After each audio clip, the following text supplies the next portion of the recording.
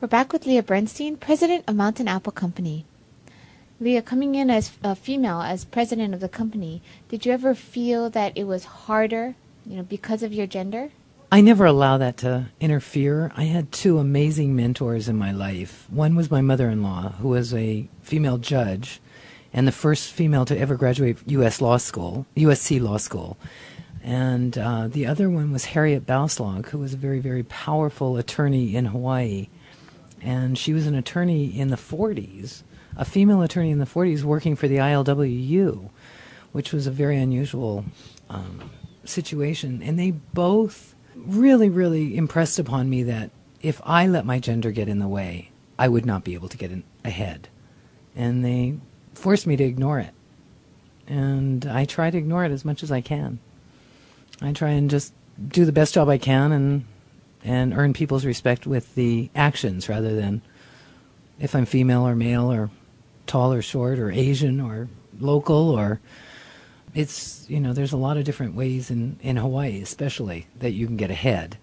And I've just tried to do it with the actions. You folks have expanded globally only within, the last decade or so? About the last 15 years, we've really been very active within the rest of the world, and the internet has helped that tremendously in the last decade. So how did that end up getting started when you decided to do that expansion, and then what were some of the growing pains in that?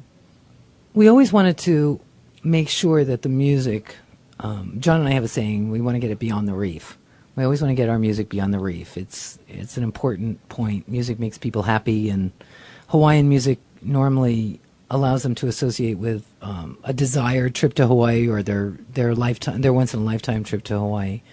And so we've always wanted to get beyond the reef, and we were able to do that pretty easily once we were able to get into the Waikiki market because people were taking music home as souvenirs.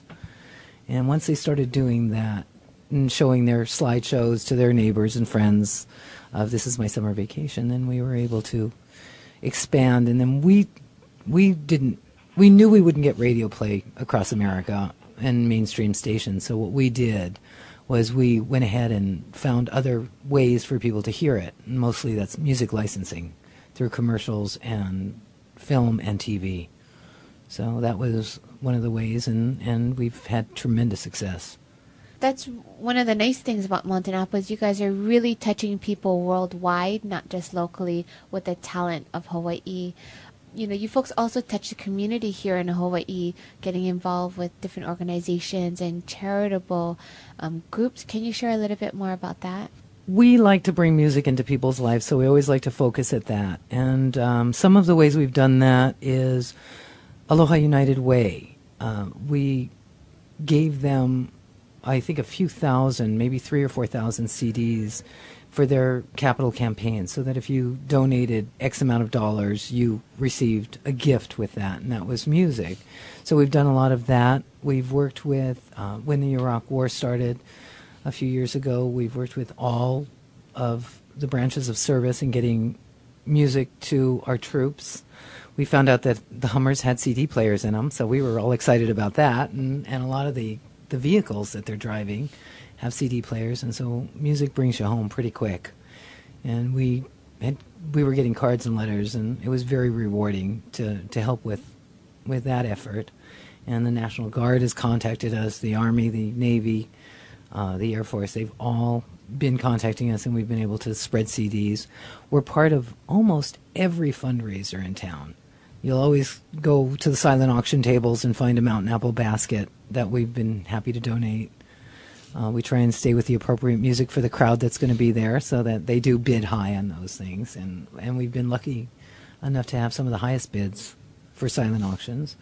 So we're happy about all that. We've donated money on release of some big albums to the Waianae Coast Comprehensive Health Center, different organizations like that. We just try and keep it.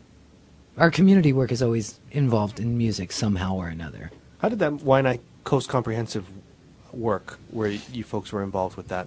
That was for the Israel Kamakavivole album Wonderful World.